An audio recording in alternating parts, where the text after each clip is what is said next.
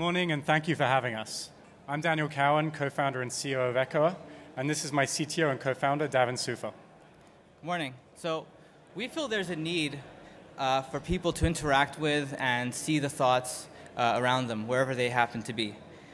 We feel that the connected world right now, the irony of the connected world, is that we know what a lot of people are thinking, but it's hardest to know what people in the same room as you, in the same place as you, on the same street corner, in the same park as you, what they're thinking at that moment. And we feel that businesses could learn a lot from what their customers are thinking when they're in their stores. We feel that professors could know what students think of a lecture in real time. And we feel that it'd be great for a band to know what people in the concert are thinking, and for other concert goers to know what people are thinking while they're in a venue. So we've created this beautiful real-time mobile platform that ties together a whole lot of elements. Key to that is location, real-time flow of information, relevance, and crowdsourcing. And that's all tied together in this beautiful visual package, which Davin is now going to take you through with our real-time live demo. So you'll see the screen behind me. Basically, when you load up the app, you'll see a map view, and you'll see all the locations around you. And you'll start to see some of the thoughts that live in those places. And these thoughts are ebbing and flowing as time goes on. And you'll see at a glance what people are thinking and saying in those places. If you want to drill a little bit deeper, you can go into what we call the echo chamber by tapping on a location and entering the echo chamber. And here you'll see a lot of different thoughts are in here. There are different colors. So blue ones are thoughts, just ideas and comments people might be having. Yellow are discoveries, deals, and they form the basis of our monetization platform, which we'll talk about a bit later. And in red, you have some events that people are talking about and mentioning. And again, this also ties into monetization. The layout is such that ideas that are the most popular rise to the top. These ideas live and breathe, and they're constantly moving up and down into different spots. I can look at the ideas here, and I could pick one. So here I like, let's see what I can find here. Here, great judges in the startup panel. Someone posted that anonymously. And I can see when it was posted and who posted it. And let me find one here. Sorry, just give me a second. I was looking through them. J'adore Paris. I love Paris and the web even more. I can amplify this idea, and then in real time, it'll get larger, and the ideas will shift around the screen to find their new positions, given what we call the thoughtocracy. So the idea here is that ideas are a democracy of thoughts, and the crowd gets to vote on what ideas it likes and what it wants to see. And if I like a user, I can follow a specific user and see what ideas they like. We tune into a user and we follow them.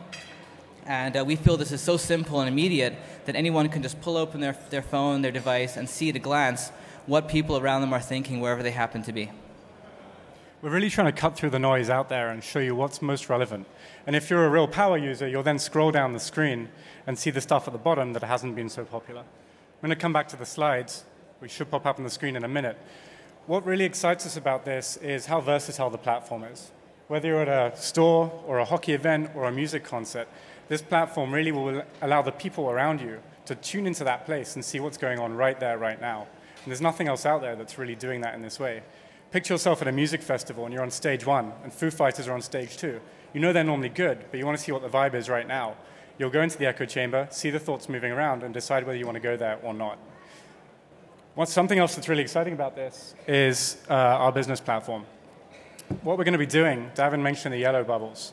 We're going to be channeling in a whole lot of APIs, deals, and ads into those bubbles in a fair proportion to other organic echoes.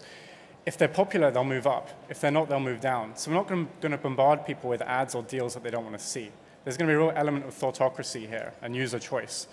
And we're currently looking at a few tie-ups with music festivals, with retailers. And we can customize the echo chambers to really turn this into a little piece of online real estate, where you can create a user experience and where the business can start to engage with that user more than they can in just a regular feed. The part of our business plan that really excites me the most beyond the deals and ads platform is the notion of echo venues. An echo venues allows a retailer or an event to really take ownership over that space. The user will go into my area, pick the venue, see the organic chamber, and then they'll move across to the place that's being controlled or run by whether it's Starbucks or a music festival. In that space, whoever the retailer is can customize that chamber, customize the bubbles, the colors, the background, run deals, do user feedback, run contests between stores, and really create this very vibrant real-time environment that really takes you way beyond the landing page. I also want to talk about our business plan in a bit more detail. We've done the modeling, and we estimate that by year 2 we're going to be profitable. And we're fortunate enough right now to have some generous seed funding, which has taken us to where we are. What we're going to be looking for in the next few months is some additional funding so we can move on to other platforms and build this out onto a web platform as well. But beyond just looking for funds, we're looking for the right partners. We're looking for smart people that believe in this idea, think it's exciting, and can help us move it forward in the right direction. So we welcome you to share your thoughts. Thank you. Can you join me at these microphones? And again? I was told I have to be Simon Cowell, so I actually think the product is quite cute, and it's fun. However, why don't you mash up, using a CouchDB or something, mash up a geolocation database with Foursquare API, with Twitter sentiment analysis, etc. The thoughts seem to already exist out there in a bunch of places. Is this mic on? We think that's a great idea. We've been looking at all the geolocated comments and thoughts and ideas out there. It's actually very hard to find quality located thoughts that are actually about the place. So to some degree, we have to do a lot of filtering before we can bring that in. And we always want to be able to have our voting platform really front row center in this. So I agree fully, and that's something we're looking at seriously. We actually did is this on? Yeah. Yep. I'll use use this one. We actually did a small study when we were setting this up in the first place, and we took a square mile in Montreal, and we took all the geolocated tweets, and most of them didn't relate to the people around you or the location. The other thing with Foursquare, users will be able to push through to Foursquare, Twitter, and Facebook and broadcast their echoes there, and that's really powerful for us. But a lot of these tip sites and review sites, they're very repetitive. Review sites in particular, the information is very outdated. We were in a restaurant last night, and the only reviews I could find were about 3-4 months old. I wanted to know right now, recently, what people were thinking about the coffee in there or about some other dish they were making. So if you're in a restaurant and there's only 3 or 4 reviews, and that's been in the history of whatever application is used to write those reviews, then what's the likelihood of being able to create an app where there actually are real-time thoughts all the time? We think that we're going to spur that activity because we feel that people would be more active and more people would use these systems if it was immediate and fast. I take out my phone, I hit a button, I'm right away in that place, and it's almost like a layer of reality over reality. And right now you have to dig a little bit. You have to load up the app, say where you are. It's a little bit more involved. This is front row center. You start the app, you're in the place. That's it. And what about in terms of traction, users, or is it launched in cities? So there's a few things we're looking at. I'll talk about a launch plan, but one thing we're doing to get this to go viral is that whenever you post an echo, we'll post that to your wall. Other people will know that you've posted an echo, and once your idea has gotten amped, and a lot of people are agreeing with your idea, we'll post it, once you hit a threshold, we'll post that to your wall too, so people will know that you said something, but they'll also know that a lot of people agreed with you. And we think that ego element is an important part for people. As far as our launch plan, I think Dan can speak to that. So we're going to primarily be going out in campuses and in events where you've got a high concentration of people in a small space. So they're getting a really deep experience with this. They're seeing thoughts moving in real time, whether it's a concert or a political rally. The campus thing's very appealing as well because students are into this kind of stuff. They're tweeting the whole time. And we hope that people take that and they move out into the wider world and use it elsewhere. In terms of actual cities, we're going to be using our backyard in a way, which is Montreal at first. Get use cases right, test it out there, and then go city by city in the US. There's almost a list of 10 top social networking cities, and we'll find events and partners there, some of who we're speaking to already, and really get this into people's hands and get them using it. Once someone's had a fun experience with this in one place, they'll use it again somewhere else. Zach. So guys, love the interface. Obviously, that's very, very cool, and I love the bubbles, how they move around. So are you saying that an echo has to originate from within the app, or are you guys pulling in the mashup idea? What's the initial? We're actually going to be beta testing with our own data. So it's going to start off relatively slim on the data side, and we're working on a few different platforms that we're going to tie in to pull in more data. But the initial beta test we're doing with our own data to see how that goes, to see how active we can get users. If we find the right source and the right partner, we'd love to pipe that into the system.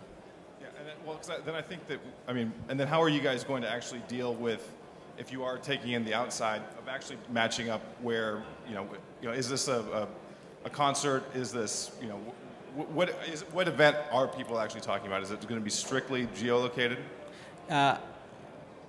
And then the sort of the follow-on question is, I mean, isn't sort of Twitter already doing this with hashtags for big events, or people already doing this there? So there's a clear need for this. Both very good questions. I'll take each one in turn. So the first one was, really, what are we going to do about that data coming in?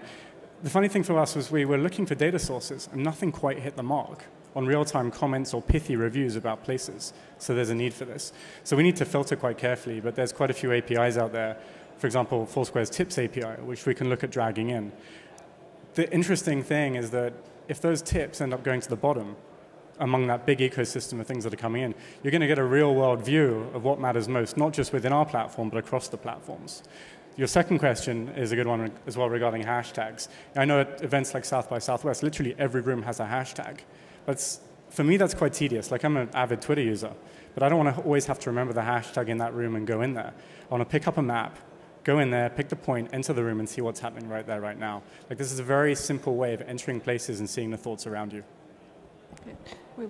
Let's make a real quick question and a real quick answer so we can get your word in. I mean, Michael. it's a great vision. It's like wanting world peace. It's just I don't see how you're going to boil the ocean here. Zach, people are doing this through Twitter. I mean, so the question is, okay, there's a lot of friction points. So maybe a path for you is reduce that friction through your app. Maybe that's the first thing. But it sounds like you're trying to do a dozen things at the same time. Where's the focus?